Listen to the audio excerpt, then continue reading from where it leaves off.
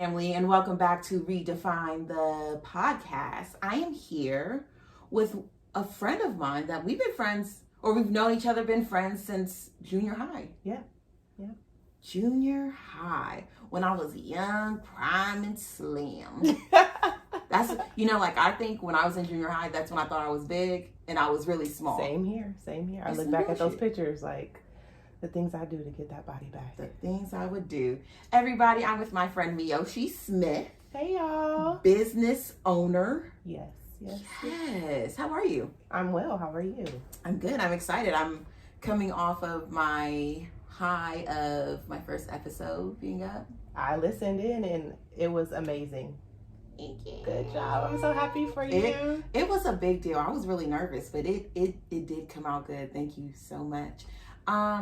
Before we get started, every interview I've been doing recently, I have asked about the current event of what's going on. You're biracial. Yes.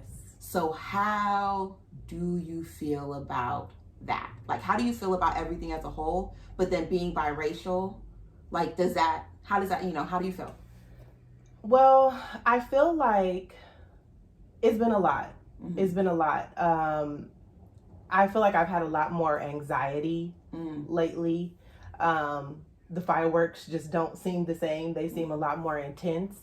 But for me, I've always walked around, and although I'm biracial, I've always identified more with my Black side. Okay. And I don't know why that is, but... and that's interesting to me because I've always followed you on social media, and you, normally when you see, like, your mother's white, right? Mm-hmm.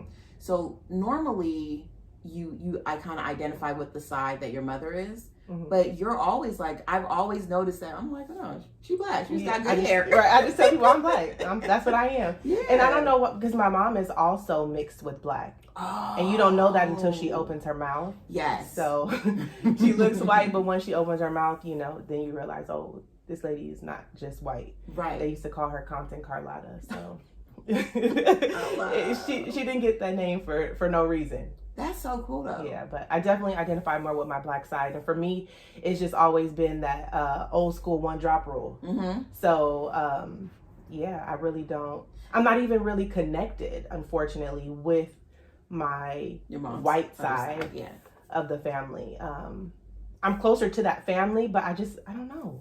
I don't know why that is. I love being Black. Yeah. I love being Black. So. You're unapologetically. Yeah. You're like, no, that's what it is. Yeah. I see. If I had to choose, I'd choose Black.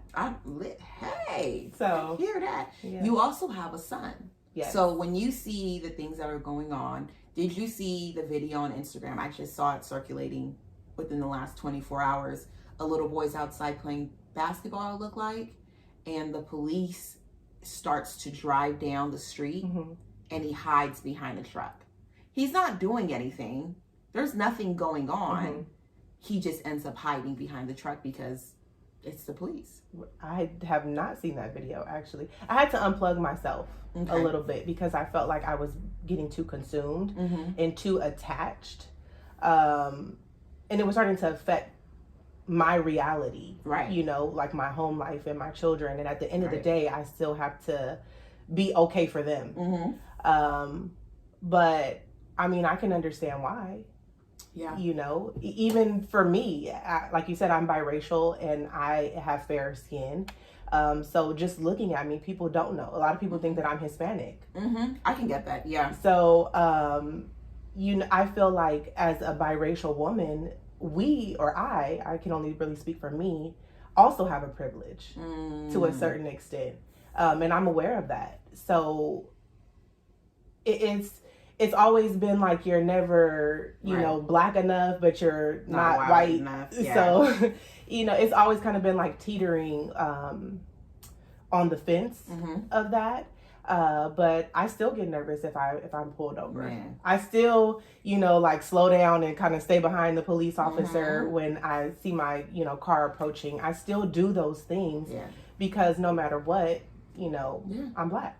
You're a minority. And even if they don't know that you're Black, you're a person of color. Exactly. So do you think you'll have a conversation with your son's a baby? He's 2, 3? Yeah, he really doesn't understand. I'm now having that conversation with my daughter who has darker skin. She's not dark skinned, but her skin is darker than mine. Right. Her hair is different than mine. Right. Her hair texture. She's already getting bullied because of her hair texture, and people wanted to touch her hair and, oh, your hair is this, or oh, your hair is that. So I have to remind her, you're beautiful.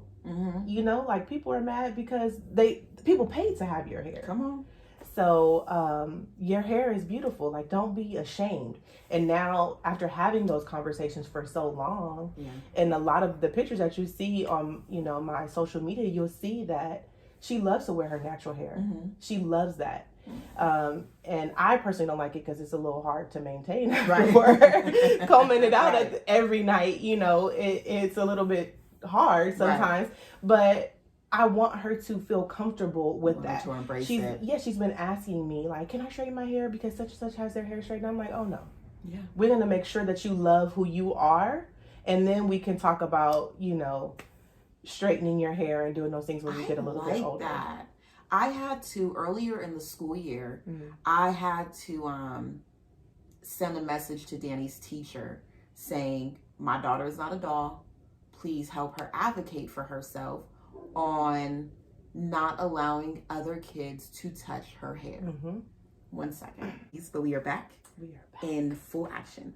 Okay, so you are a single parent. Yes. And not only are you a single parent, though, you are a business owner. Yes, ma'am. Of 2 businesses. Yes, so far. Yeah. So far. And you're a real estate agent. Yes, I am. So how are you doing that? I don't know. I have no idea. But let the forces be with me. I mean, right. I have no idea how I'm doing it. Honestly, real estate was something that I chose to do because I got into some legal trouble with my daughter's father, and I was convicted of a felony. Okay. Or convicted of a crime that led me to have a felony. Okay. And at the time, I was working at T-Mobile. Yeah. And I felt stuck.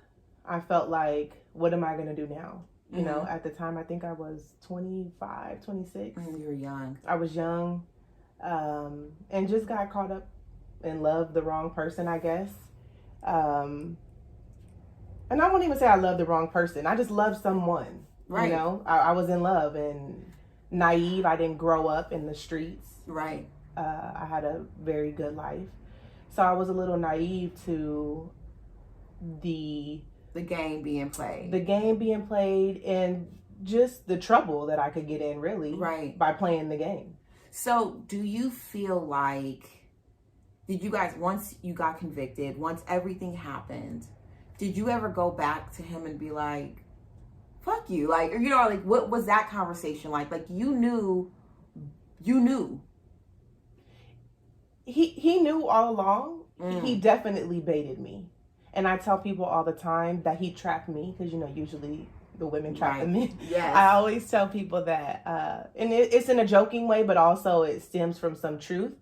The idea was that he was going to continue to live the lifestyle that he lived.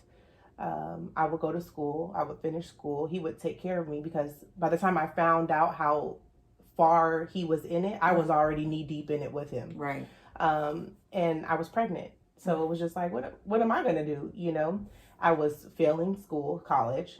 I was failing my second year of college. I had gotten fired from my job that he convinced me to. I was working at Sprint. He convinced me to quit Sprint, go to Bank of America. And I had just gotten fired from there. Damn. So, and it was because I was threatening a miscarriage and I missed 2 weeks of work and I was so new. They counted that time against me. Of course, right. So I got fired. I didn't have anything to lean on. I wanted to be with him. My mom was not really for it. She flat out told me she was not happy for me when I told her I was pregnant. So that was my experience, you know, right. and I don't blame her for that. Right. I wouldn't be happy for my daughter if she came home, you know, with. How'd you guys meet? We met at a club. Damn. Yeah. I had got into it with some girls. I was in Vegas for Memorial Day. I got into it with some girls. I left them in Vegas and drove home by myself. And my cousin was like, hey, you want to go out? And I'm like, sure, okay. Right. You know, went out to the club, she met some dudes. They had a table. We got drunk. And I had just turned 21, you know? So I was living life. Yeah. And just got my titties done. I thought I was the shit, yes. you know? So I come outside drunk with my best friend, Ashley. Okay. I was with her and two of my other cousins. And, you know, the people be out there selling the roses and stuff. Well, one of the guys decided to just give me a rose. Okay. And there was another guy there. And I was like, oh, he's fine. I'm about to give him this rose. You know, I'm drunk, just talking out the side of my neck. And she was like, no, Miyoshi, calm down, calm down. Mm-hmm.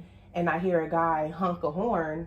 And I told my other cousin, I was like, oh, girl, he wants you? He was like, no, I'm talking to you. Oh. And I was like, oh, okay. So we walked over to the car and he asked me for my number. And I was going to give him a fake number. And I was like, no, you know, let me just give him my real number and I'll block him if I don't want to talk to him. But I gave him my real number. He took all of us out. That's when Barry's was popping. Everybody wanted the lobster pizza. So we went out for the lobster pizza. He paid for it all. And literally from that day, every single weekend, he would call me like, what are you doing? Get dressed. You coming with me tonight? And I'd be like, Ashley, get dressed. We going out tonight, you know? And I didn't have to pay for anything. So was he older? Yes, he was older. I was 21 or 22 at the time. He was 34. And then he lied to me about his age. He told me he was 30. Not that makes any difference, but you know he was older. You know what I've noticed? Older men are smart. Yes. And I feel like they can see something in us that we don't even know is there sometimes. Mm-hmm. You know what I'm saying? I think men, period, and not like a bashing thing or anything, but I feel like sometimes men can see like, oh, I want you to love me. Right. I want you to take care of me. Yes. Because even though you want to be independent and I want to be a Renaissance woman, you still want to be taken care of. Exactly. And you still want someone to like just love on you. Yes. And he knew exactly what to do. Yeah. He knew exactly what he was doing. So at any point before, like when you guys are dating, you get pregnant, at any point, did you see any red flags that you purposely ignored, or did you see them after? You know, I did see the red flags. Okay. Because when I started to see them, I started to journal. And it wasn't until the FBI busted down my door and raided my house behind him and at the time I was 6 months pregnant. Yes. And I sat in handcuffs 6 months pregnant for 4 hours. Oh. Yes. That like they literally trashed my entire room, and I ended up finding the journal that I wrote in. And so I'm sorry to interrupt. It's okay. If you don't mind me asking, what was it that you at first I'm thinking, okay, well, funny, that's you know, the police, the Long Beach police come to the house. You said the FBI. What? Do you mind saying it, or can you say? I don't mind. I'm very transparent, and I just feel like I'm not ashamed. That's right. Of what I've been through. For a long time, I was ashamed and I was embarrassed, but it's made me who I am today. And I feel like there's been so many great things that have transpired and come from such a negative thing. You know what? And this before you even say it, this is gonna sound ridiculous, but you don't look like someone with a felony. You know what I'm saying? Right. I always jokingly tell people when they say, "Can you sign the petitions?" I'm like, "I'm a felon. I can't." They be like, "You ain't no felon." I'm like, "Hell yeah, I did hard time. I'm a felon." But I'm like, what does a felon look like? And you don't look like one. If there was a look, I don't think there's a look, but if there was, you don't look like it. Right. Yeah, I get that all the time. Because I'm very open, you know, and it's behind me now, so I don't have any shame in saying what it is. But he was a drug dealer. Okay. So they were trying to charge me with conspiracy to distribute crack cocaine, and I was looking at 10+ years in prison. Goodness. And thankful for my parents, they were in a position to help me and get a great attorney. And I only ended up getting 2 years probation, and they charged me with, it is technically or legally stated as using a communication facility, like a telephone, to commit a felony drug offense. So I would hold money for him. Okay. And I would give him money when it was time for him to go buy drugs. And I knew that he was going to buy drugs. And when they first told me that was my charge, I'm like, this shit is made up. Right. Like, how is this a law? Right. But I looked it up and it's really a Right. thing. It's there. Yeah, and I didn't know, that I could get in trouble, because for me it was like, well, if you're in love with someone and you're my boyfriend and he's telling me to hold money, I'm a ride or die. What am I gonna do? Call the police? I'm like, hey, my boyfriend's selling drugs and I know it. Can you come get him? Hell no. Right. You're not gonna do that. You were in there already. Yeah, and I didn't sell drugs for him. I didn't do any of that. Was I in the car with him sometimes? Yes. But you know what? I think that's us. Like, it's like well, I'm not doing it. Right. I know what he's doing, but I'm not doing it. Right. So if he does get in trouble, that ain't got shit to do with me. Right. I'm gonna write him and I'm gonna make the money on his books. Right. And you were like, so what in that process, like going through court, about to be a new mom. Yeah.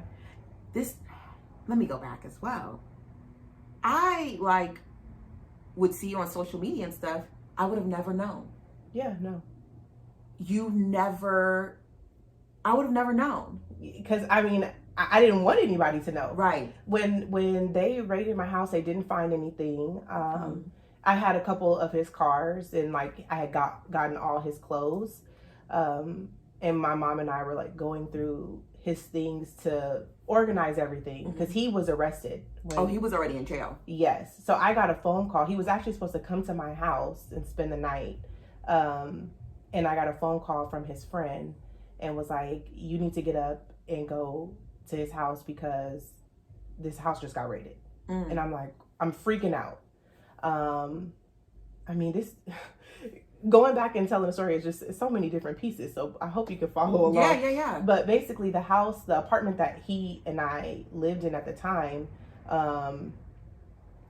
was in his ex-wife's name.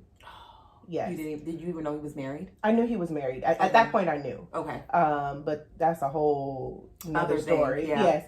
So at that point I knew that he had been married, or was married. To this day I still don't know if they were married at the time or not officially. But so I had to call her because I didn't have a key to the house. We had stopped staying there. I had kind of moved back home. He went somewhere else because we were going through a little rough patch. So I had to call her and say, hey, the house just got raided. He was sleeping at his cousin's house that night because he was up late doing his stuff. And I'm pregnant. I'm not about to be out. Right. I'm not going with you. At this point, it's like, I'm not going out with you. We're not doing none of that because I can't risk my life and I have a baby in my stomach. And so I went down there. Sure enough, they had raided his house. They raided my house. They raided the house that he was staying at. And he had cheated on me and had another girl pregnant. They raided her house. Wow. Yes. So when all this is going on, what is your thought process? Because I know I've been cheated on, and there's a lot of what's wrong with me. What could I have done better? Why her? You know what I'm saying? There's all that. But you have not only, I don't know, maybe you did or maybe you didn't, but you have all of those thoughts. And then you have this, I'm going through this crazy period of things. Yeah. So what's your thought process? How are you maneuvering? I was insane. Right.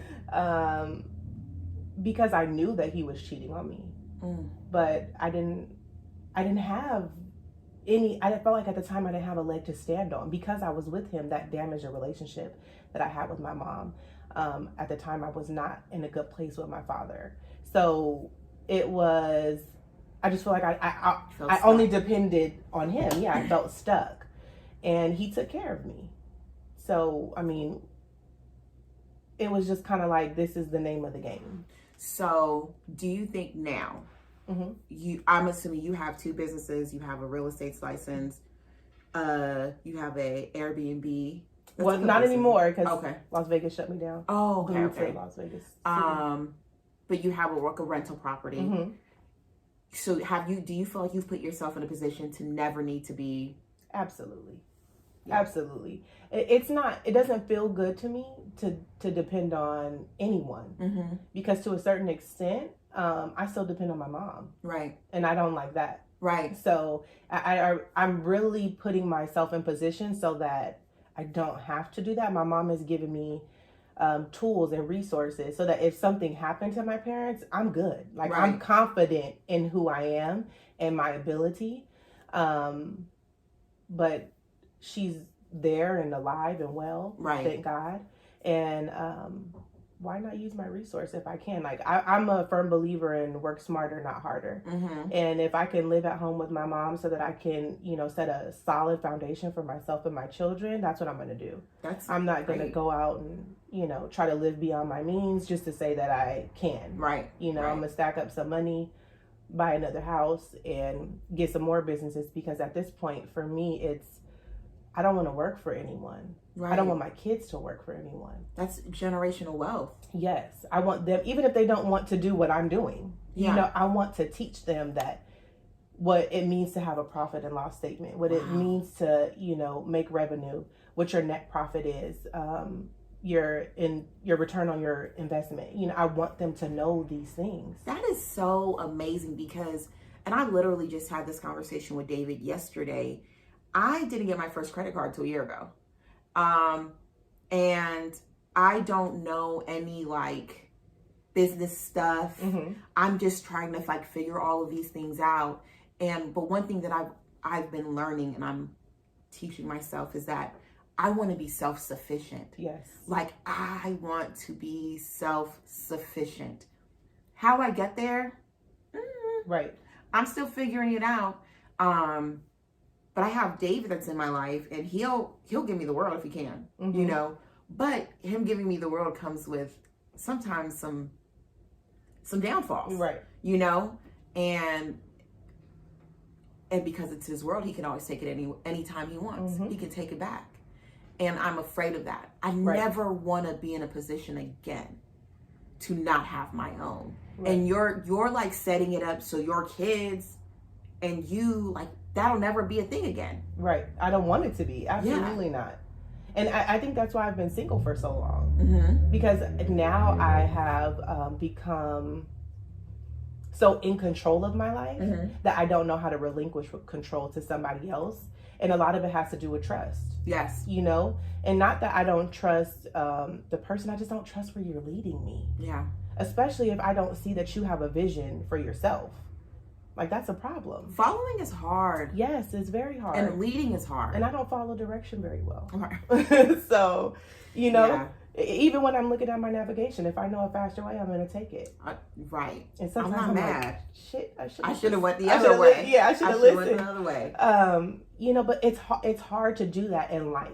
Mm-hmm. And I've just seen my mom be in control of her own life. My mom has been single for a very long time. So just her being in control of her life, mm-hmm. it's like she don't want to give up that control. And that's actually something that I don't want to continue, because I'm okay with being a little submissive. Right. You know, mm-hmm. but I feel like I need a partner. Like I don't believe in you're the head and I'm the tail. Right. I believe in you're the head and I'm the neck. Right. Okay. You know, like I'm gonna direct. We're gonna help each other. Like, you can see where we're going, but I'm gonna make sure that you get there. Partnership. I just spoke about it. Yeah. Partnership. That is a big thing for me. I can't be that like, oh honey, you know, I don't know. I can't do it. I can't do it. But a lot of men want that. They want that. They say they don't. Right. But they do. Yeah. Because I've encountered men who are just like, oh, it's just too much. Like, because you're very independent. I'm very independent. I'm outspoken. I'm going to speak my mind. I'm not going to shut up. So do you think that the way that you are outspoken is it Love and Hip Hop outspoken, like I'm gonna cuss you out, woo woo, or is it like I'm outspoken, like no, you're wrong, and I'm gonna correct it, and I'm gonna let you know you're wrong. You're wrong, and I know you, like you know it. I'm gonna correct it. I'm not going to. I just don't believe in like getting ghetto and getting in a man's face and all of that, because women provoke men sometimes. Mm-hmm. I'm not an advocate for domestic violence on either part, right? From a woman or from a man. Yeah. And a woman never deserves to be hit. But I mean, if you in a man's face and like, what do you expect to happen? You know, it's not okay. But like, what do you expect? Because sometimes emotions are high. Yes, I understand and you don't expect things to happen. I went through that with my daughter's father. I went through that. And when he would tell me, if you don't get the hell out of my face, I'm going to hit the shit out of you, I would get the hell out of his fucking face. Because you knew. Because I just didn't even want to or find out. Not only because I was afraid that he would hurt me, but I was afraid that if I went home with a black eye, he was going to be hurt.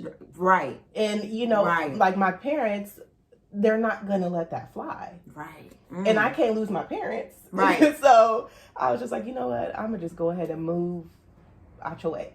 Right. And, like, let it be. Just let it be. Like, you do your thing. Okay, so we got off track, guys. Okay, so the house gets raided. Mm-hmm. He's arrested. Yes.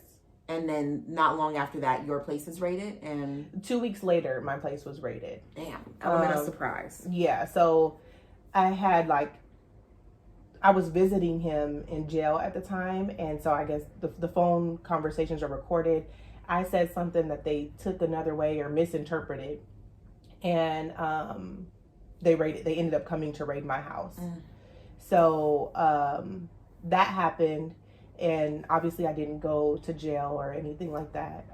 It wasn't until a year later that they actually came to arrest everyone, because he was out of jail at that point. He had gotten arrested on a parole violation because he had already been to prison. Okay. So he got arrested on a parole violation.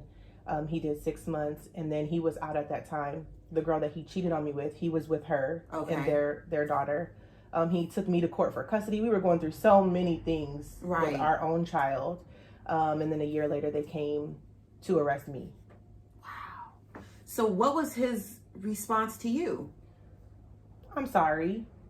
I mean, at least in that moment it was, like, he sees me getting arrested. They have us, handcuffed and shackled, and you taking us to a command post to, take us to jail. Right. So I was nervous because when they came back to arrest me, my daughter was born at that time. So I'm walking downstairs, telling them, please don't shoot, because my daughter is in my hands. I can't put my hands up. Right. I wasn't going to leave her upstairs either, but obviously their guns are drawn. Mm-hmm. So I hand my daughter over to my mom, and just not knowing, is this going to be the last time that I see her? Because at that time I didn't know what my charges were. I don't know why I'm so emotional. Emotional. It makes me emotional talking about it. But yeah, like, that's just like,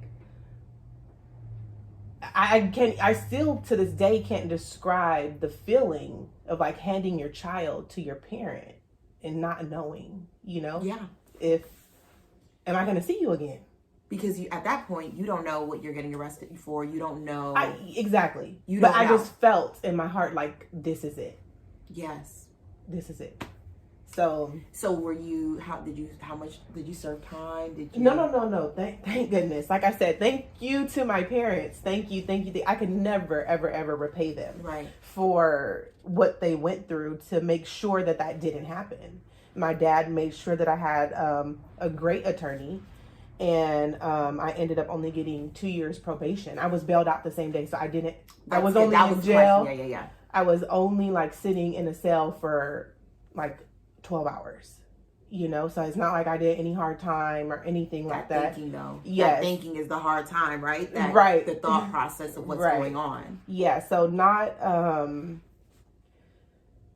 thankfully I didn't have to do any of that, but it was just going back and forth to court and figuring it out. I ended up having to take a plea bargain, because when you're dealing with the FBI, it's a lot different than dealing with the state. I didn't know that. Right. All of their cases are front loaded, so their conviction rate is like 99% or 95%. It's extremely high.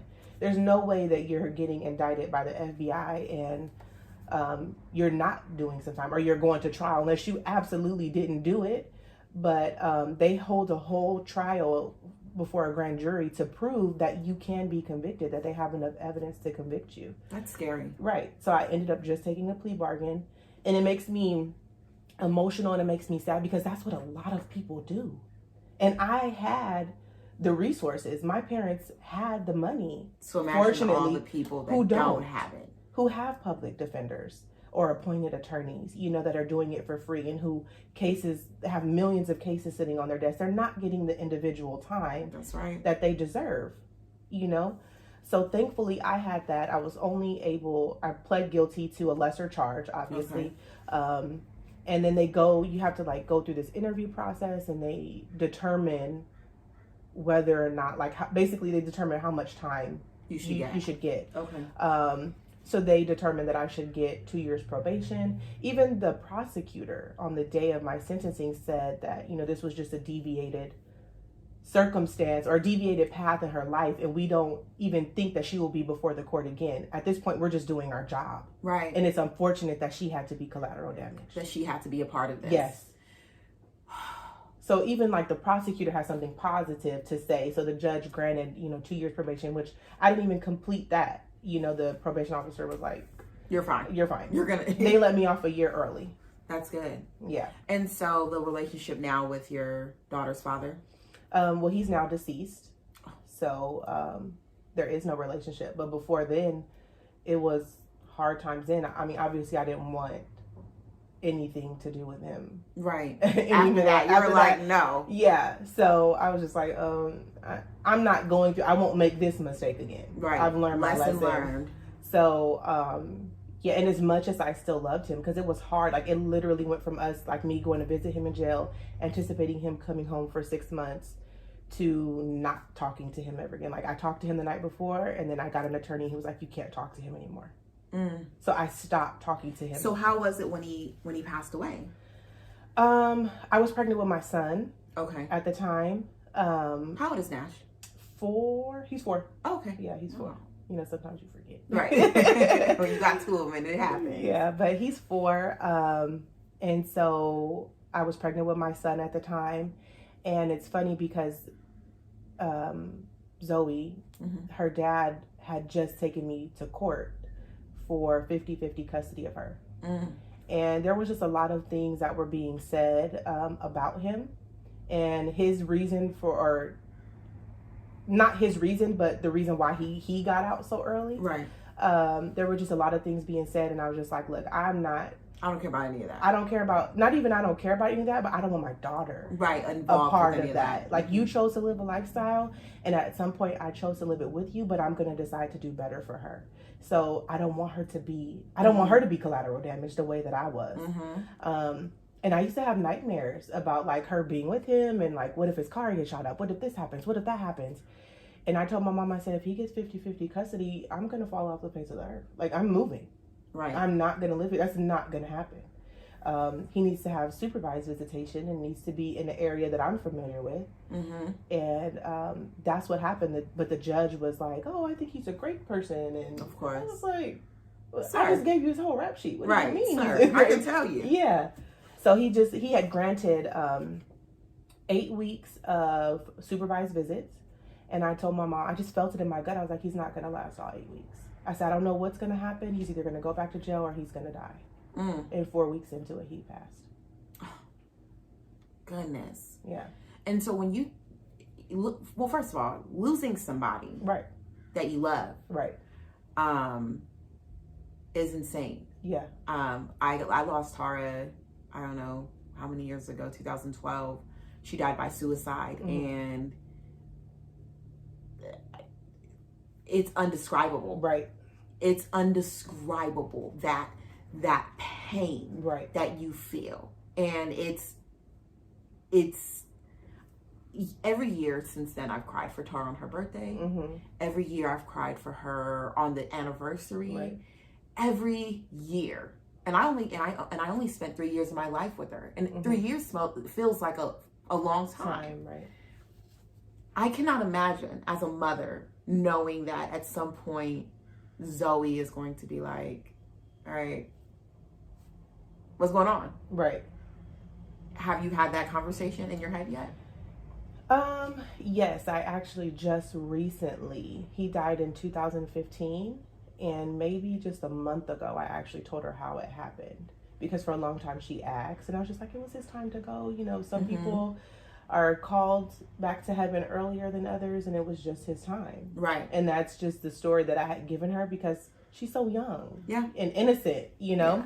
I didn't know how to explain to her what happened in a way that she would understand. And it affects her, and because she really didn't know her dad. He spent time in prison for most of her life. But right before he passed, she was seeing him every weekend for like 4 hours. So, and that's not a lot of time at all, but to her, it was a lifetime. Yeah. Because she was at an age where she could remember. And all she remembers is going to the park with her dad, flying kites, and because he loved his daughter. Yeah. So I can't take that from him at all. He wasn't great to me all the time, but he loved his daughter. He loves all of his children. Yeah. So those are the memories that she shared with him. And for her, like I said, it was a lifetime. Right. So initially I had to explain like, okay, well, we're not going to be going to the park anymore, because it was like, oh, well, why aren't we going to the park? It's like, okay, like the fifth week. Yeah. It was, where's daddy's to pick me up for the park? Because it happened on a Friday. She's supposed to go to the park the next day. And that's not happening now. So it was those questions like, oh, well, just, not this time, not this time. So it took me a little while to actually tell her what happened. Mm-hmm. And that her dad was no longer here on this earth. And then having the conversation like, he's still in your heart, he loves you, and then it turned into the questions of, well, was he there when I was born? And like now she has all these questions. Some of them to which I don't have answers. And what do you say then? Do you say mommy doesn't have the answer for that, or sometimes I say I don't know, because usually when you're teaching your kids something or you're explaining something to them, it's because you've been through it. Right. But I haven't been through this. I don't know what this a loss of a parent. Yeah, I don't know what this feels like. So I don't know how to explain. I don't know how to help her navigate her feelings. But I am actually very close with his ex-wife. Okay. So she picks up my daughter, and they didn't have any children together. So she was just like, I always promised him that I got his kids. So she picks up my daughter, takes her to go get her nails done, and like she's a really, really good friend and so sweet. And I appreciate her so much. So when I don't have answers, I'm like, hey, she can give the memories of her father to her. And I mean, she knew him for much longer than I did. So there's like old pictures of him that she'll just send to me randomly. And I get to have those so that I can print them for her, show them to her. He wrote letters to her while he was in jail. So she's like, oh, well, on his birthday, like every year, let's open up a letter and read it, because before she couldn't read. Right. But now she knows how to read and understand. So she's like, okay, well, I want to like read the letter so I can know, but I tried my best to make sure that her father is, like a hero or a great person in her life. She doesn't, just because I've been through bad things with him, that don't have nothing to do with her. She doesn't deserve the stain. Exactly. When she gets older, I mean, I will be truthful with her, but because there's certain things that you want her to avoid. And so to say, well, listen, this is what I've been through. Don't do this. Yeah, this is and this is, this is right. Yeah, and so it's a resource tool, it's a learning tool. It's not to hurt. Yeah, but it's a difficult thing. I still am navigating through it. It's still painful because I feel like I didn't get to grieve or mourn his passing because I was pregnant. And I didn't want my child that I'm bearing to feel that. So I feel like I try to take it in stages because I genuinely feel like he was the first person that I was in love with. Your first love? My first love. As an adult. Yeah. And to where you can like understand it and you know what it means to love someone unconditionally. Yeah. I feel like that's what I was for him. Had I not had children or not been pregnant, I might have done jail time for him. And as stupid as it sounds, Zoe came and she saved you. She saved me, of course. She saved you. Yes. If it wasn't for her, like I don't even know where I would be. I wouldn't have graduated college. It's a pushing force. Yes. Having children is a pushing force to be and do better. Right. And I just refuse to become victim to my circumstance. So I was like, no, you're gonna like, my dad always gave me a word and it was resilience. And I feel like that is something that I possess from what I've been through some shit. Right. But it's all about how you get up. How you stand up. And every time I've gotten up. I'm not gonna just sit down and take it. I'm not going to become victim. And that's why I'm not embarrassed by it. It's like, hey, I've been through this, but look at how far I've come. Yes. If I didn't go through those things, as negative and horrible or whatever they are, like I've come so far. My dad and I's relationship is amazing. I have my child, my daughter, you know, I have my own business. I would have never pursued real estate. Like I said, I felt stuck at T-Mobile, and I was like, I need to find something that I can do to have my own business and work for myself. Because I don't want to have to be afraid or have to disclose, oh, you have a felony, and, you know, go through that whole thing. And I knew I wasn't going to retire at T-Mobile. So, you know, I was just like, I need to do something. And real estate was it. So working towards that, that's what gave me the business mind and wanted me to seek more. What else can I do? And that's how everything else has come about. That is so amazing. You just said, and I'm going to take you back. You said you haven't really processed or like maneuvered the grief. Now you're not pregnant anymore. No. Unless you got some secrets on that. She's like, no, I'm drinking mimosa. I'm not pregnant. Do you haven't processed the grief. Do you plan on doing it? I think that I do it in stages. Okay. There's times where I lay in my bed at night and I cry. There's times where I get in the shower and I cry. But now it's not crying because I miss him. It's crying because I hurt for my child. Like, what do I do? Because I can see her hurting. Sometimes. And I talk to her about it. You know, I ask her, like, how are you feeling? Are you happy? Are you sad? You know, what would you say if your dad was here? What would you tell other little kids who lost their dad? So I think I hurt for her more than anything. For me, it's just time to move on. You know, it comes to that. It comes to that point. I think when Tara passed away, I was on the way to Tara's house to go pick her up when I found out that she passed away. And the 8 months to the year after Tara passed, I was ridiculous. And I think it was because I hadn't been processing. I was very mad at her. I was very angry because it's suicide. Like, you left me. I was very angry. And I want to say maybe year two, I was with David and he took me to the cemetery. And I would go to the cemetery after Tara passed every day almost. And I would sit there. She didn't have like her little thing, hadn't even came in. And I would just sit there. And I would talk shit. Sometimes I would smoke a black. You know, sometimes I would just go there and I would park. And that would be it. And then David and I went on her second year of being gone. And he held we stood over the grave and he held my hands and he prayed. And it was like he was praying for me to release like the anger. Oh God, it's making me for me to release the anger that I felt.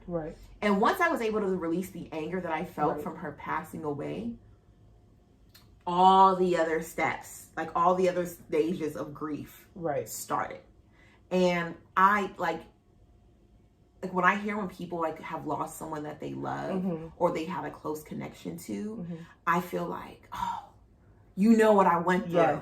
You know, like even though like Tara and I were like in this rocky place, but it like you knowing someone, you don't want to have that in common, but knowing that you do, it's like, all right, well she gets it, because it's such a dark spot to be in. It's such a dark place. And I literally, like, I look at you when I was going through when Tara passed away, I talked about it every day. I posted about it all the time. I was sick.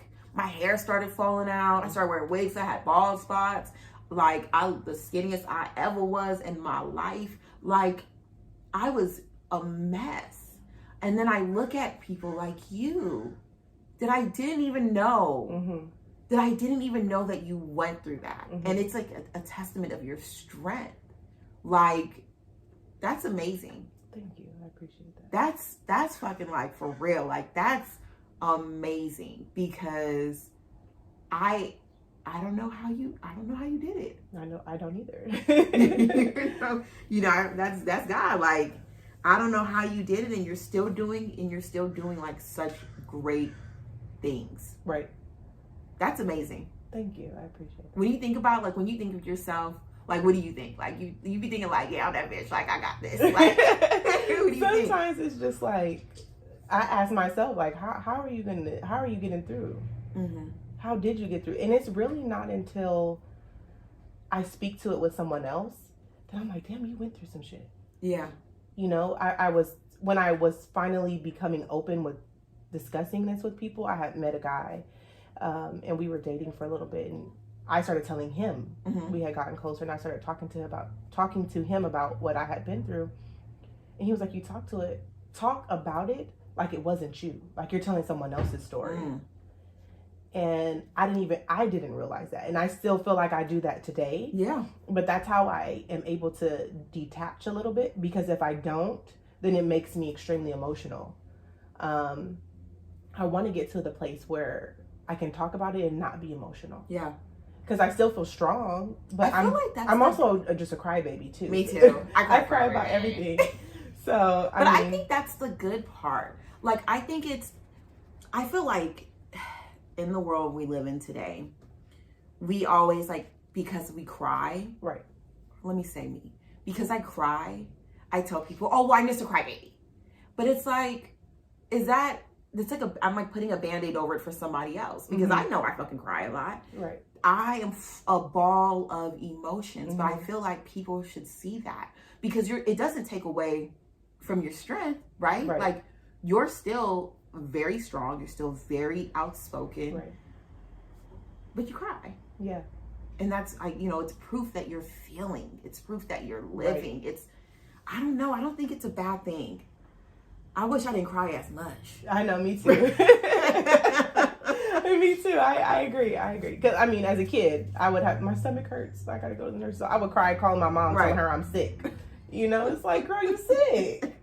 Got me, mama. So, yeah. She would never come get me. Right. She was like, well, stay there. School. You stay in school. I never missed a day of school at elementary. Oh, my goodness. College is a different story, but. Girl, I don't even know if I made it through elementary. Like, I just got to junior high, and then that was, the rest is history. Okay, so let's switch gears a little bit. You and I went on this fitness journey. Mm-hmm. How was it? Hard as hell. Yes. I feel like I totally fell off. I've taken advantage of the time. Okay. Before round 2 on Friday. Pray for me, please. Pray for me. But I have definitely taken advantage. I had Shake Shack 4 days in a row. Oh yeah, you living. I'm just like, that's good living. Forget about that. So any weight I lost, I probably gained it all back. And I just see you like, I'm gonna keep going. I'm doing these. I'm on day 20 of the first one again. Like my second day 20. Yeah. That shit was hard. It was so hard. Why did you start? Like, what made you do it? Was it because so Miyoshi has a best friend named Ashley. Yeah, hey, She'll Ashley. be here. Hey girl. She'll eventually be here. But Ashley was the first one that we knew that went through it. Yes. So did you do it like, okay, I'm gonna be in support of her as she does the second one? Yes. Or what was it? It was. She actually asked me to do it the first time with her, and I just wasn't ready. So I was like, I don't really know. And Ashley's never been the type to like, oh, well, I'm gonna wait for my friend to do it. She's like, well, bitch, you ain't doing it, I'm doing it. So okay. I ain't eating nothing. Watch these results. And I'm like, God damn, she lost like a lot of weight, like completely transformed. And I didn't see it until she started posting her before and after pictures. Yes. And I was like, you look like that? Right. Because that's not. Did you even look like that in the back? Like in the front? Yeah. Because I felt like the person that she is now, that's who I used to see. Right. Like I've always seen that. Yes. Mm-hmm. So it wasn't until she started posting her transformation pictures, I'm like, wow, this is really working. So the second time around, I was like, okay, I'm getting on this wagon. Right. So she definitely like encouraged me and inspired me to do it. And just working with her, like when we're working out, because I had before the second round started that she did, I was kind of doing it with her every now and then, going to the gym, and she's like, keep going, let's keep doing it. Okay, 2 more, 3 more. Right. And I'm like, right. I always say, I'm overweight. I can't do this. I'm like, look, I'm too fat. They got a beginner version. I can't. Right. I cannot do this. But just her encouragement like really helped me. And then the quarantine happened, and it was like, okay, well, let's do it at home. I had gotten a gym membership because I anticipated like starting my fitness journey. And then quarantine happened, and I was just like, you know what? It's not meant to be. I'm gonna be thick my whole life. I was like, I'm gonna just love who I am. That's and right. If don't nobody else love it, oh well, you're bad. Listen, I always tell people I have never had no problem with nobody not liking me. They listen when I was big, they liked me. Right. And I'm sure if I get bigger, they gonna like me too. You know, like it's a self-esteem. I'm gonna esteem my damn self. Right. So. Right, but the quarantine happened, and then it was like a stay-at-home challenge, and I actually really enjoyed it. It's hard for me to work out at home because that's my comfort zone, and having kids and like getting them little snacks for their lunch and stuff like that, it's easy for me to indulge in that. So it was a little bit hard for me to kind of pull away and say, oh, I can't have a taco tonight. Right. You know, I gotta have a taco salad. A lettuce wrap or something. It was hard, but I really, really enjoyed it, and I feel like I didn't even give it my all. I could have done a lot better. That's crazy. So I'm excited for round 2, and I just feel like I'm not putting no damn pressure on myself. Yeah. Shit, I'll lose the weight when I lose it. Yeah. However long it takes. And you just said something on your social media, like this is a lifelong journey, and that's how I feel. Yes. I'm going to have to work out every day, because even when you lose the weight, you have to do something to maintain it. I'm not against plastic surgery, so I might get a little snip, tuck, pluck. Lord better not ever give me enough money. Because there's some things getting fixed. Right. Some things getting replaced. Right. That's why the Lord put those doctors in the world. Exactly. I'm going to help But even then, I feel like I'm going to have to do something to maintain it. Because I'm not going to spend that money and then let it just throw it all away. Right. Either. So is it like, for me, working out is purely self. It's a self thing now, right? Like, so I'm working out 7 days a week. And I'm working out sometimes an hour, 2 hours a day. And it feels good. And what's super cool about it is like watching my body change. And so now I'm like, how far can I push it? How much more can I change it? But I had to get to the place, like, I think you just said it, like, I got to take this, like, it has to be a process. Right. Like, I have to love myself through this. Right. Through this, whatever this is. If it's unhealthy, if it's overweight, if it's whatever. Right. I gotta love myself through this. Right. And I think that's been the driving force behind the workouts, because they're hard. They are intense. And then he just said they're going to be 2 times harder. Oh no. I would not pay him again. I'm not gonna pay him again. I'm just gonna keep doing, I'm just gonna keep doing the same things over. Well, but don't tell nobody about it. You know, yes, girl, yes, please do, because I cannot. It's the quarantine. I cannot.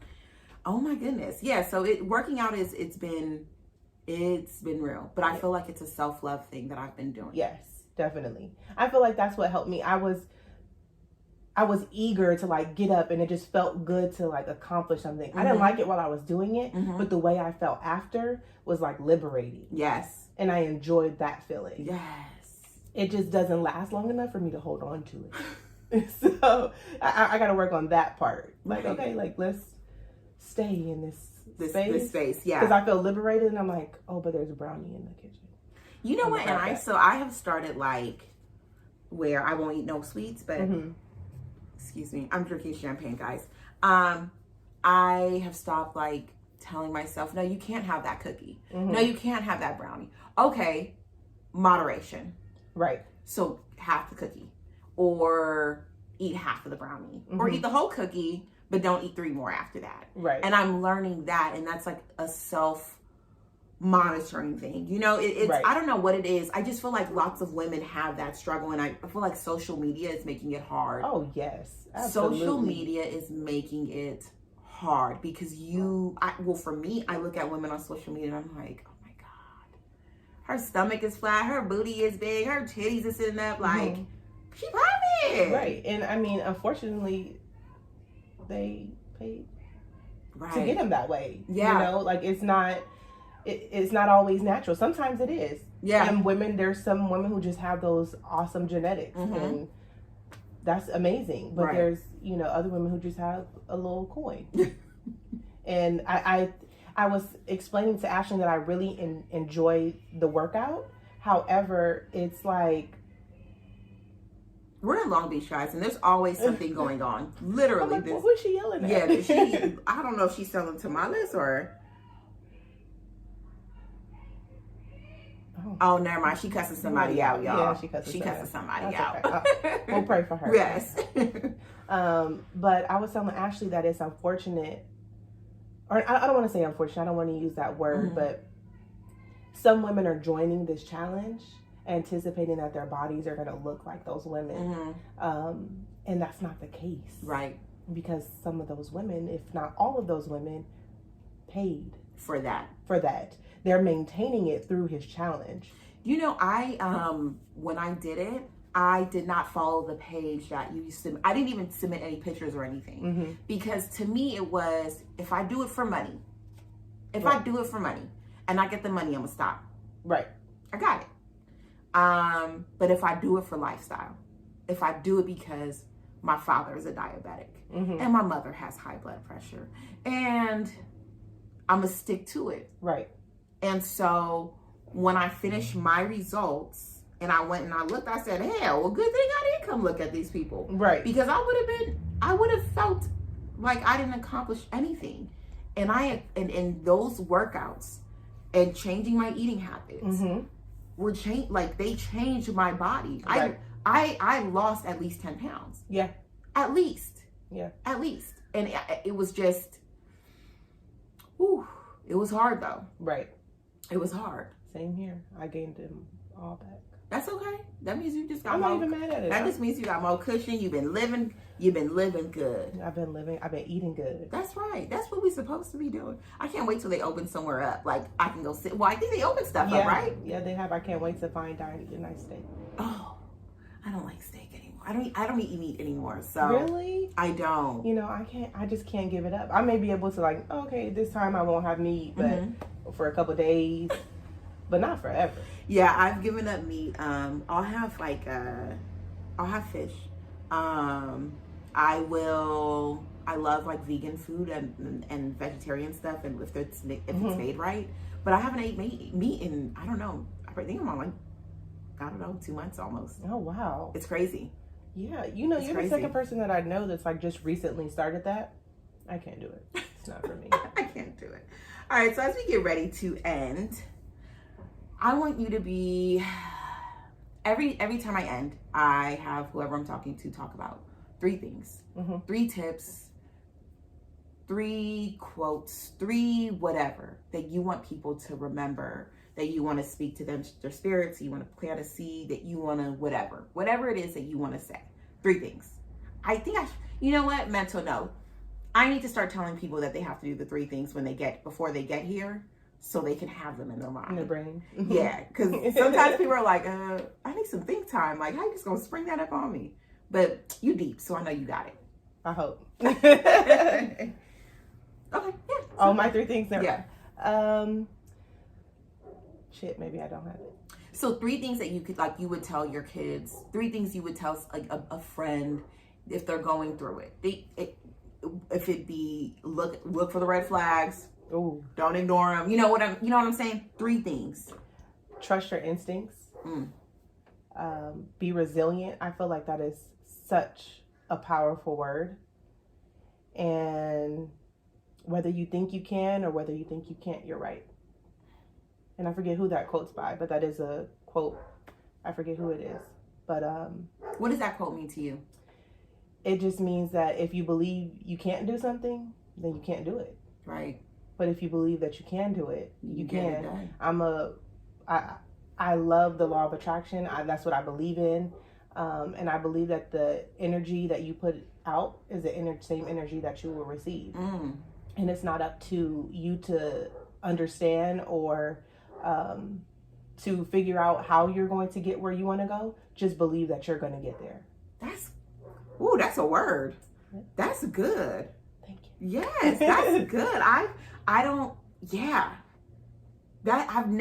even think I've ever thought that. Yeah. I like that. So when I'm like focusing on, because the juice thing for me was just like, oh, we're on quarantine, let me try something. Right. Like this is a hobby for me. If it goes somewhere, it goes somewhere. Okay. But if it doesn't, I'm not mad at it. Right. Because I'm working on something else anyway.